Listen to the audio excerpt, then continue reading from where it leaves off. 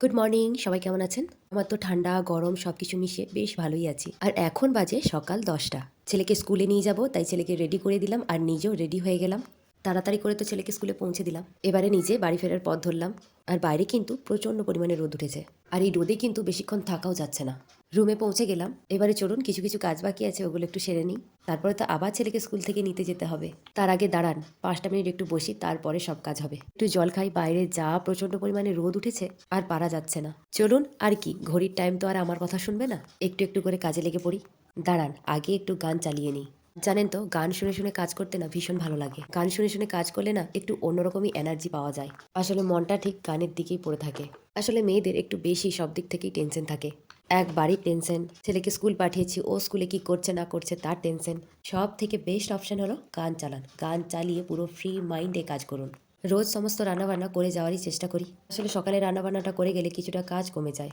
তারপরে ছেলেকে স্কুল পৌঁছে দিয়ে এসে না হয় রান্নার বাসন, খাওয়ার বাসন সমস্ত কিছু ধুয়ে নিলেই হয়। গ্যাসটা পরিষ্কার করে পোছাপুছি করে রান্নাঘরটাও সুন্দরভাবে গুছিয়ে নেব। হাতে মাত্র ১ থেকে ১.৫ ঘন্টা টাইম আছে আবার। আর এই টাইমের মধ্যে আমাকে সমস্ত কাজকর্মগুলো কিন্তু গুছিয়ে নিতে হবে। চলুন তাহলে বেশি আর কথা না বাড়িয়ে সমস্ত কাজগুলো আগে গুছিয়ে নিই।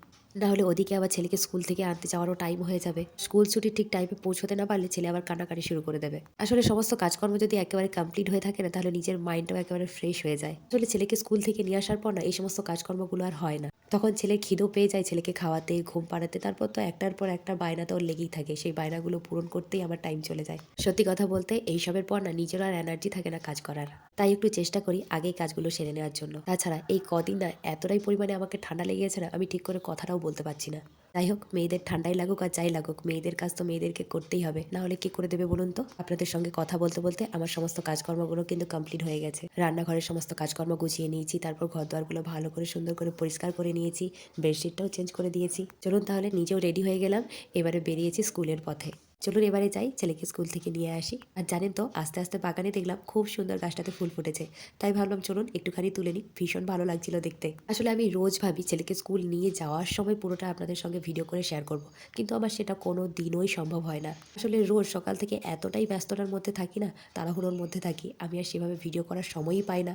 আর ছেলেকে স্কুল নিয়ে যাওয়ার সময় তো আরোই তাড়াতাড়ির মধ্যে থাকি, তখন তো আরোই হয় না। এখন বাড়ি যাচ্ছি, ধীরে সুস্থে যাচ্ছি, তাই একটুখানি ভিডিও করতে পারছি। আর ছেলেকে দেখেছেন তো, স্কুলে গিয়ে কিন্তু মনটা ওর ভীষণ ফুরফুর হয়ে গেছে। স্কুলের মধ্যে এখন অনেকগুলো ফ্রেন্ড বানিয়েছে তো সেই জন্য। চলুন বাড়ি চলে এসেছি। প্রচণ্ড পরিমাণে খিদেও পেয়ে গেছে, ছেলেকে খাইয়ে নিজেও একটুখানি খেয়ে নিই।